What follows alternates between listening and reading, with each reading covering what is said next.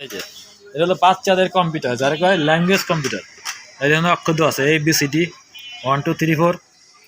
যাদের এসব ডিভাইস খারাপ থাকবে আমার কাছে নিয়ে আসবেন, আমি যত্ন সহকারে রিপেয়ার করে দেবো, বুঝছেন? এগুলো কোনো রিপেয়ার করার কোনো ব্যাপারই না। যে কোনো ইলেকট্রিক জিনিস যত যা আছে নিয়ে আসবেন, আমি চেষ্টা করব যতটুকু করা যায়, মানে না কোনো শব্দ নাই। আমি এটা মেলা চেষ্টা করার পরে দিই মেলা রোগ মুখ মেলা কিছু পাসপুস মাইপে দেখলাম যে সবই ঠিক আছে। দেখলাম যে পরে লাস্ট দেখলাম যে ভোল্টেজ যাইতেছে না, ভোল্টেজ আইসিতে ঢুকতেছে না।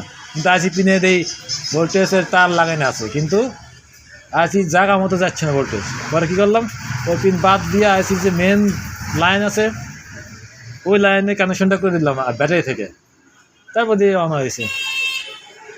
বুঝলাম যে লাইনের সার্কিটে ফল্ট ছিল, এই জন্য মনোযোগ দিয়ে ফল্ট চেক করতে হবে, দেখতে হবে কোন কোন লাইনে ভোল্টেজ কিছু আইসি ভোল্টেজ ইন হচ্ছে আর হচ্ছে নাকি না আউট হচ্ছে নাকি, ভোল্টেজ কত ভোল্টেজ যাচ্ছে কত ভোল্টেজ আউট হচ্ছে, এগুলো চেক করতে। এগুলো চেক করলে আপনারা সব কিছু কিবোর্ড আরামসে ঠিক করতে পারবেন।